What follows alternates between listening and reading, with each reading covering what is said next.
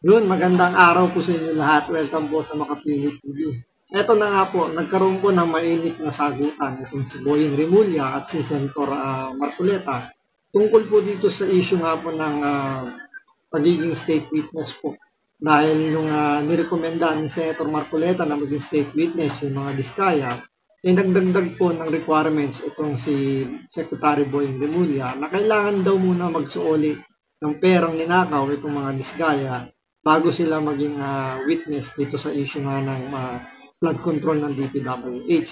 Ngayon, nalmahan kasi yan ni Senator Marcoleta na parang bakit dinagdagan para hindi, parang yun yung naging isa sa mga dahilan kung bakit hindi maging witness yung diskaya dahil wala pa silang sinusuoling pera. So, ang dating dito hinaharang po ni Boying Rimulya na maging state witness yung mga diskaya.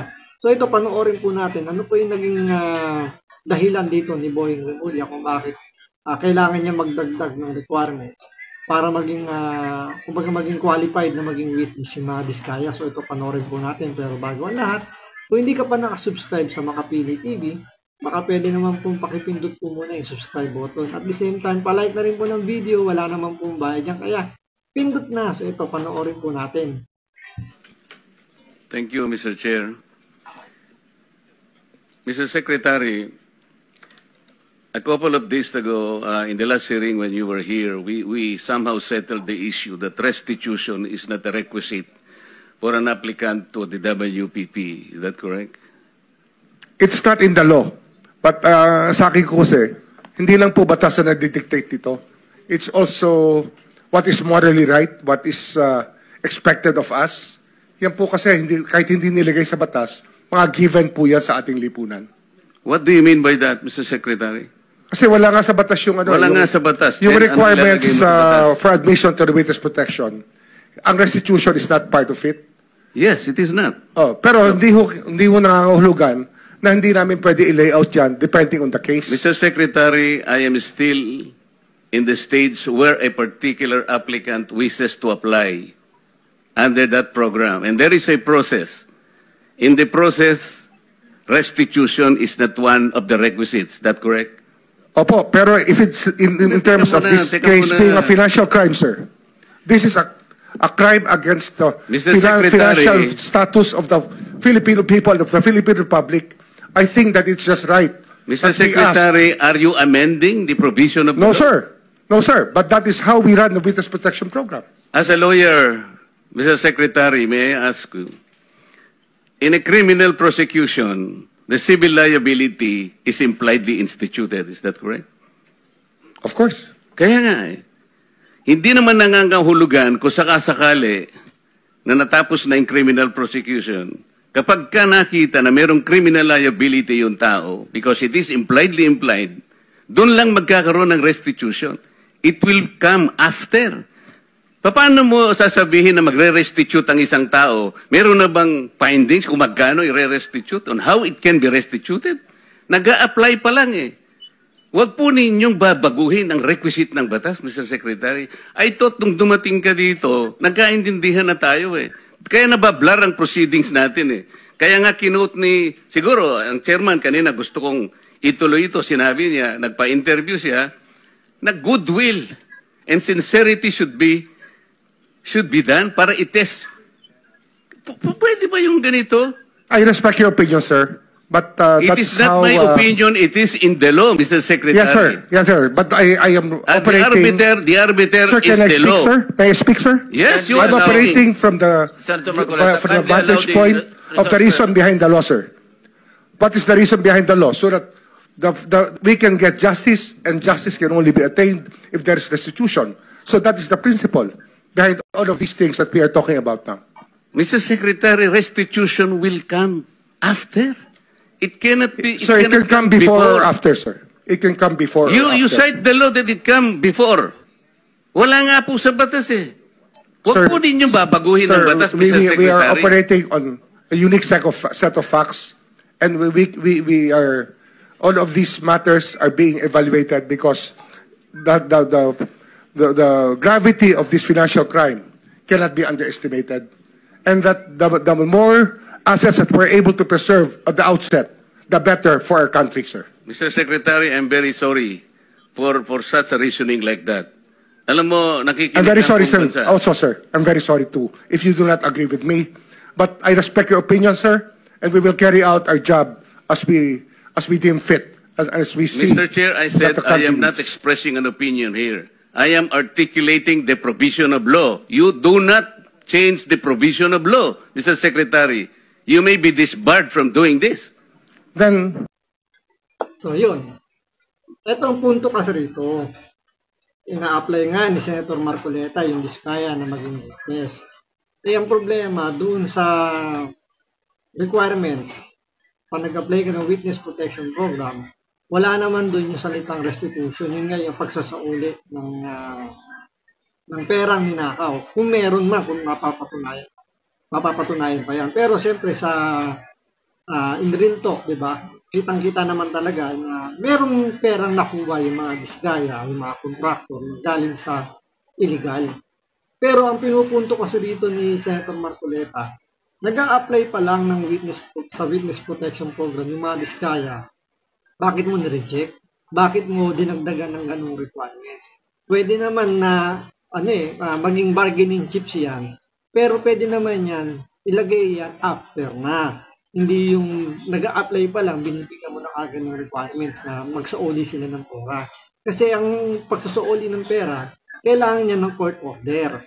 Sino ang magsasabi kung magkano yung ang dapat isauli ng mga Diskaya? Hindi naman ang DOJ Secretary ang magsasabi, hindi naman BI, hindi naman kung sino-sino. Nandun na po tayo, kailangan po talaga na isauli po talaga yung mga ninakaw na pera dahil yan ay galing sa pangumurakot. Kaso ang pinupunto naman dito ni Marcoleta, dumaan tayo sa tamang proseso. 'Di ba? Andun na yung kumbaga kaya nga naglagay ng requirements para yun ang susundin kung sino yung magiging qualified dun sa magiging witness. Eh ang problema, parang hinaharang dito ni Secretary Boying Remulla yung pagiging witness nito mga Diskaya. Kasi parang ang dating dito, ang qualified lang is nung si Bryce Hernandez dahil nga nagsuoli siya ng 2 luxury na sasakyan. So, hindi naman natin pwedeng pilitin agad-agad yung mga Diskaya na mag-surrender din sila ng mga luxury na sasakyan nila kung ano man yung pwede nilang isauli. Hanggat walang court order, siyempre, pwede naman nilang gamitin yan. Pero ang kinakatakot kasi rito ni Boying Remulla, paano daw kung bigla na lang daw maubos yung pera ng mga Diskaya, itakbo daw yung mga pera nila, nakakalimutan yata nila rito. Kaya nga merong AMLAC para i-freeze yung kanilang mga assets. So, hindi na nila magagalaw yan.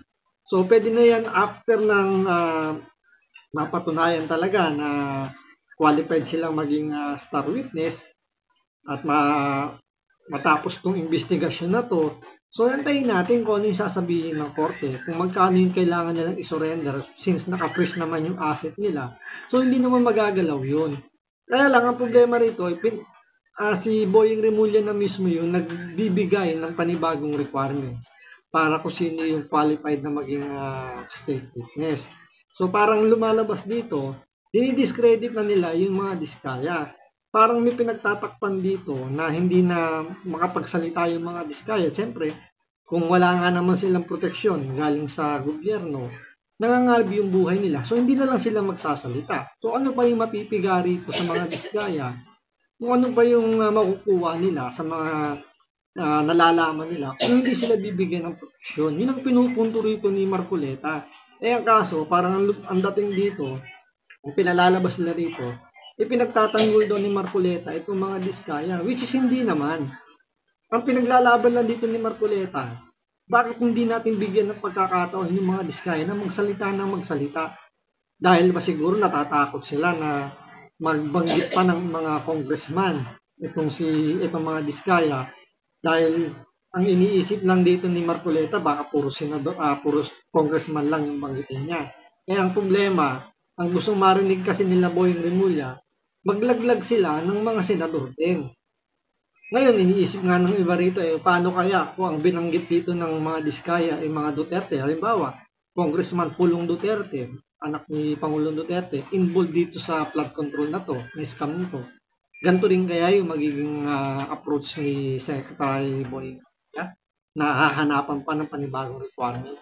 Baka antimano, ipinasok agad sa Witness Protection Program itong mga diskaya. Kaso dahil nga wala namang binanggit na Duterte at wala namang, kumbaga parang walang makukuhang benepisyo yung mga sasabihin nila, so dinidiscredit.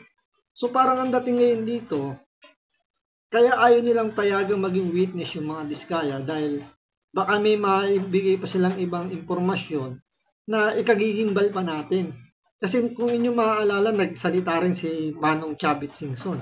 Sinasabi niya, doon daw sa Ilocos, kung saan o yung probinsya ni Bongbong Marcos, ang paborito nilang kontratista doon ay yung mga diskaya.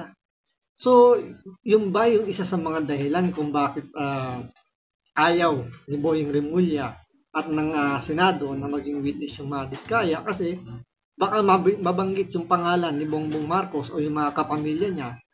Sabi nung Independent Commission for Infrastructure na wala silang sisinuin, madali yung mga anak niya doon sa Ilocos. So ito ba siguro is sa mga dahilan kung bakit pinipigilan ni Boying Remulla na maging witness yung mga diskaya. So yan po yung pag-uusapan natin sa susunod na araw. I-research lang po natin yung mga sinasabi ni Manong Chavit Singson para magkaroon tayo ng konteksto. So maraming salamat po sa panonood. Ingat po kayo lagi. God bless.